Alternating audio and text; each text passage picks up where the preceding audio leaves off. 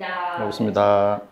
머리부터 발끝까지 나 공부 좀 했어 라는 느낌이 있는 우리 원장님 자기소개 좀 부탁드리겠습니다. 네. 저는 이제 카이스트에서 학사, 석사, 박사를 했고, 그다음에 이제 LG하고 삼성에서 일을 했었는데, 책을 읽는다는 거에 대해서 뭔가 좀 알아진 게 있어서, 그거를 이제 아이들에게 주말을 이용해서 가르치다가 이제 본격적으로 이제 이 일을 하게 됐습니다.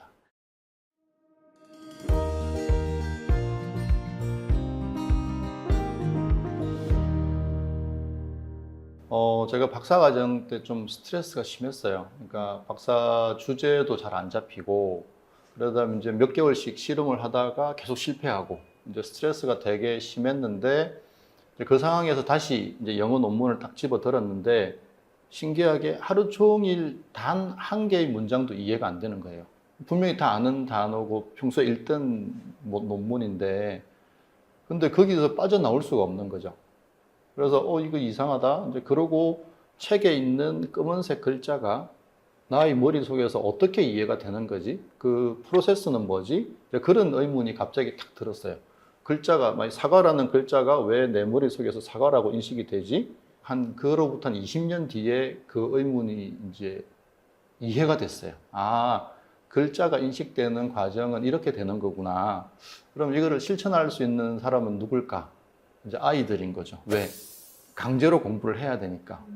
그래서 이제 제가 이제 아이들을 가르치기 시작했죠. 그런데 이제 이 방식이 갖고 있는 특징이 뭐냐면은 이제 이해하려고 애쓰지 않고 암기하려고 하지 않는 거죠.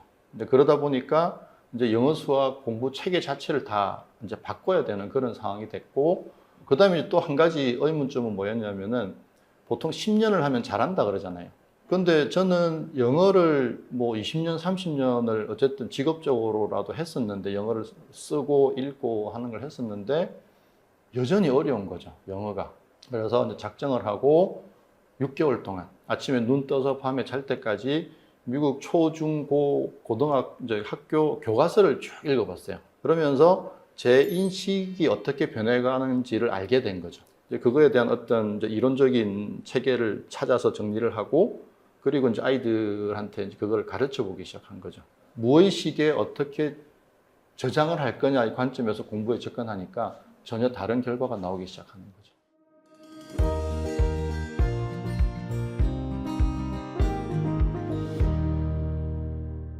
이제 인간에게는 의식적 주의가 무의식적 주의가 있거든요. 무의식적 주의는 우리가 그냥 일상생활 할 때, 의식적 주의는 이제 뭔가 내가 필요한 대상에 주의를 두고 있는 상황이에요. 쉽게 말하면 무언가를 이렇게 보면 그것이 내 머릿속에서 어떻게 정리되는지에 늘 관심이 많았어요.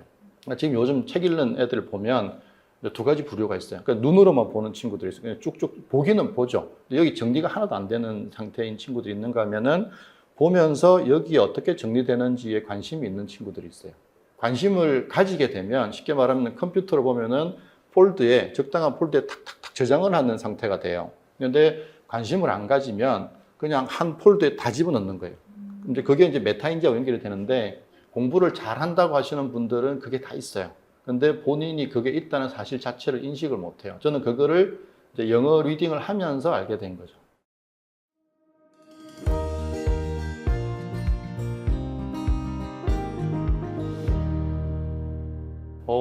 뭐 100%인지는 모르겠지만, 이제 결국은 공부를 한다라고 하는 거는 내가 필요한 대상에 주의를 둘 수 있느냐 한 가지 하고, 저장하려고 노력하는 게 아니고 자연스럽게 저장되는 거에 관심을 가질 수 있느냐, 이 두 가지에 관심을 가질 수 있으면 누구나 좋아진다고 보거든요. 주의력을 쓸 수 있느냐, 그다음에 여기에 관심을 가질 수 있느냐, 그 두 가지만 되면 지금의 어떤 노력, 에너지, 시간 이런 걸 엄청나게 줄일 수 있다고 보는 거죠.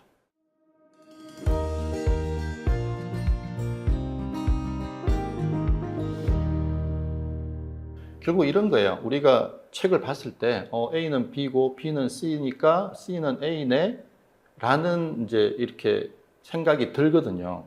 그 생각이 드는데 그 생각이 나한테서 일어났다는, 그 생각이 든다는 사실을 인식을 안 해요. 그러니까 결국은 나한테서 일어나는 생각을 이제 확인하는 작업이 필요하거든요. 그래서 어떻게 하냐면은 생각을 안 하려고 하는 거죠. 그러니까 생각이 없는 상태를 만들려고 해보면 신기하게 한 5초나 10초가 지나면 어떤 생각이 나요. 그거를 종이에 적는 거죠.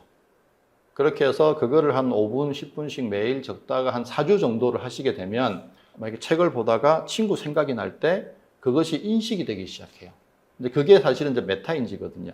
메타인지가 뭐냐면은 내가 무엇을 알고 무엇을 모르는지를 아는 능력이잖아요. 메타인지의 또 다른 정의가 뭐냐면은 내 생각을 보는 힘이에요. 생각을 일부러 안 하려고 내 머릿속에 생각이 없는 상태로 만들려고 했을 때 나는 생각들을 계속 적다 보면 내 안에서 저절로 떠오르는 생각들을 인식하는 능력이 좋아져요. 인식하면 그것이 적당한 폴더에 탁탁탁 저장이 되기 시작해요. 그럼 이제 나중에 꺼낼 수 있게 돼요. 그렇게.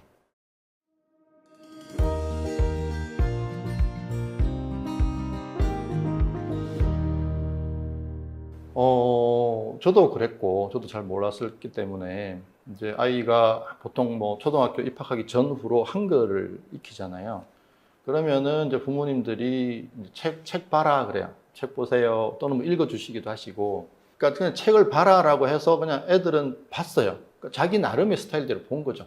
그림만 보는 친구도 있고, 그냥 글자만 띄엄띄엄 보는 친구도 있고, 굉장히 다양한 방식으로 책을 본다는 거죠. 부모님들도 책을 어떻게 봐야 되는지를 모르세요. 책이라고 하는 거는요. 그러니까 우리가 이렇게 눈으로 보면 무언가가 감각이 되잖아요. 그러니까 쉽게 말해 보이잖아요. 책은 더군다나 굉장히 다양한 내용들을 갖고 있잖아요. 그럼 글자를 보면 어떤 생각이 나게 돼 있어요. 자, 그러면 우리가 글을 봤을 때 이해를 안 하는 걸까요? 이해가 안 되는 걸까요? 만약에 이해를 하는 거라면 내가 원할 때 언제든지 이해를 하면 되잖아요.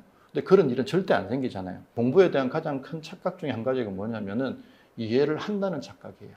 이해의 주체는요, 이 우리 머리 안에는 뇌예요, 뇌. 그러니까 뇌 중에서도 특히 무의식의 뇌거든요. 의식의 뇌가 보통 나라고 하는 거고요. 무의식이라고 하는 거는 없다는 게 아니고 모른다는 뜻이거든요. 그러니까 그 안에서 무슨 일이 벌어지는지 모른다기 때문에 무의식이거든요. 그러니까 무의식에서 사실은 이해를 하는 거예요. 그리고 그 이해의 결과를 의식에게 통보해 주는 거거든요. 그러면 책을 봤을 때 똑같은 일이 벌어지는 거예요. 이게 무슨 내용이네라고 하는 결론이 무의식에서 난다는 거죠. 그리고 의식으로 통보해 주는 거죠. 무의식에서 결론을 못 내리면 아이는 모르는 거죠. 근데 우리는 자꾸 공부를 할 때 의식만 쓰려고 그래요. 무의식을 쓰면 엄청 쉬워지는데. 그래서 무의식이 공부하게끔 만들어주면 돼요. 그냥 이해되는 것만 이해하고 이해 안 되는 건 읽고 그냥 넘기는 거죠. 자, 무의식에다가 정보를 저장하는 방식은요, 반복이에요. 너무나 당연한 얘기지만, 근데 시간은 줄어들고 이해도는 계속 올라가요.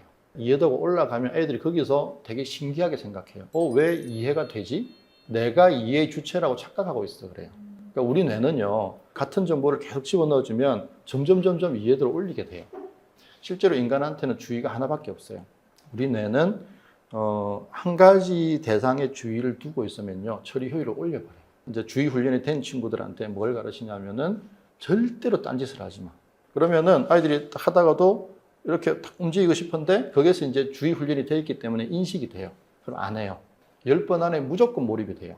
결국은 그 글을 얼마만큼 이해했는가는 우리 뇌의 무의식 뇌가 결정하는 거거든요. 그러니까 무의식 뇌 입장에서는 내 주의가 가는 대상을 처리를 해요. 책이라고 하는 대상에만 주의를 둘 수 있게만 해주면 누구나 몰입이 일어나죠.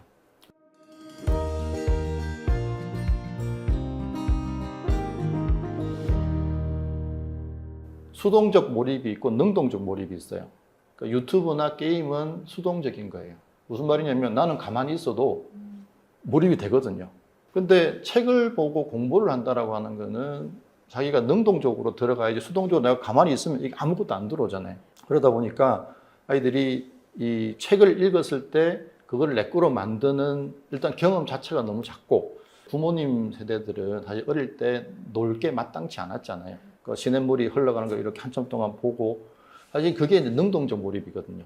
요새 애들은 능동적 몰입을 할 수 있는 기회가 거의 없어요. 근데 공부라고 하는 주의를 자기가 두는 몰입이잖아요. 근데 그런 몰입을 아이들이 경험해 본 적이 없는 거죠. 그러니까 그런 몰입 경험이 없는 친구들은요, 공부를 가르치기가 진짜 힘들어요. 이제 독서에서 몰입이 일어나면 아주 베스트인데, 저는 우연히 이제 리드인이라는 데를 알게 됐고, 첫째는 몰랐어요. 이제 둘째가 얼마 전에 무슨 500페이지짜리 무슨 뭐 경제 뭐 관련된 추리 소설 비슷한, 맞아요. 예. 저는 이제 처음에 놀랬던 게 뭐냐면, 아빠 그 페이지가 500페이지야? 근데 전혀 두려움이 없는 거죠. 그래서 이제, 제대로 가고 있구나, 이제 이런 생각이 들었고, 그러니까 책에서 몰입을 경험하는 거잖아요. 그래서 너무 만족스러워요. 예.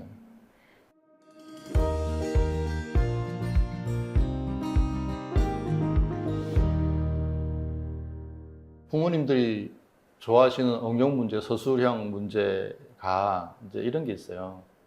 이거를 식으로 적어 놓으면 애들이 풀어요. 근데 똑같은 거를 한글로 적어 놓으면 손을 못 대요. 그런 친구들이 많아요. 그러니까 글을 읽고 그 글을 이해를 못 하는 거죠.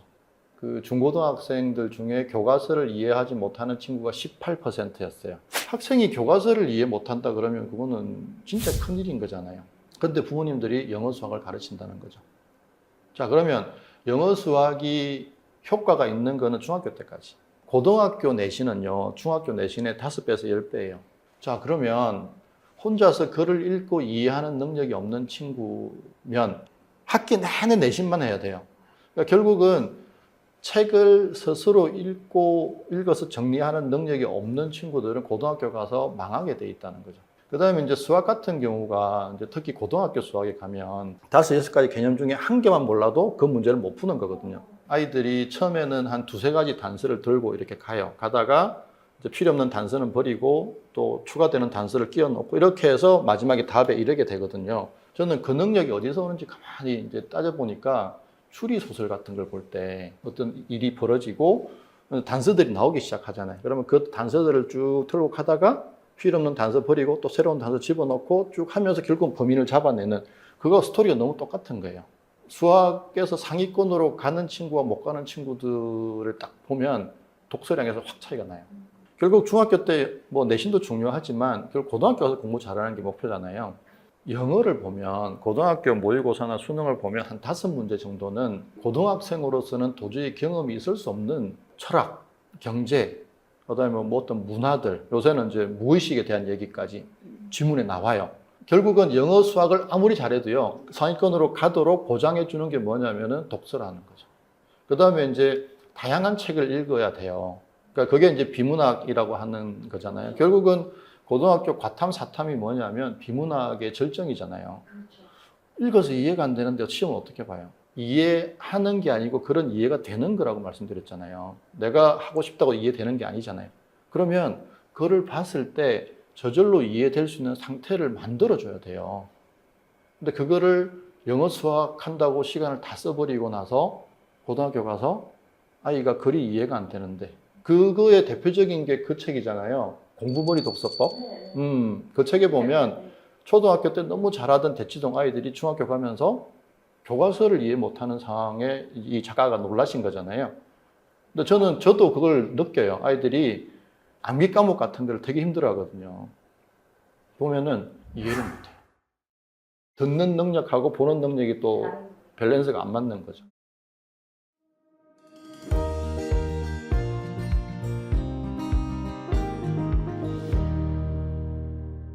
요즘 애들이 책을 점점 안 읽잖아요.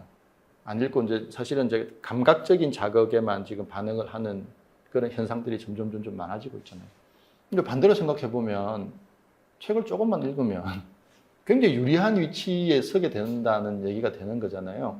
지금 이미 뭐 교과서를 이해 못하는 게 사회 현상으로 되고 그렇다고 한다면 독서를 하는 거는 진짜 말 그대로 블루오션이 될 수밖에 없는. 거기다가 이제 상위권 애들 중에서도 보면 엄청 애쓰는 애들이 대부분이에요. 근데 그런 친구들도 역시 이제 고등학교에 가서 쉽게 말하는 이제 수학의 킬러 문제라든지 영어의 한 5문제 정도를 거기서 이제 벽에 딱 막힐 거예요. 그래서 그 벽을 뚫어줄 수 있는 게 이제 독서라는 거죠. 왜냐하면 영어 문장 구조를 다 봐요. 단어 다 알아요. 구조도 다 보고 단어도 다 아는데 무슨 말인지 몰라요. 그러면은 영어를 왜 배웠냐 이거죠. 영어를 문법 하려고 배운 게 아니잖아요. 그러니까 읽고 이해하려고 배운 건데 그런 친구들을 보면 너무 이제 안타깝죠. 그런 친구들은 이제 시간을 많이 들여서 글을 읽고 이해한다는 거를 물론 이제 지적 능력이 있으니까 금방 되긴 하겠지만 자연스럽게 해결돼야 될 문제가 해결이 안 되는 그런 상황이 생기는 거죠.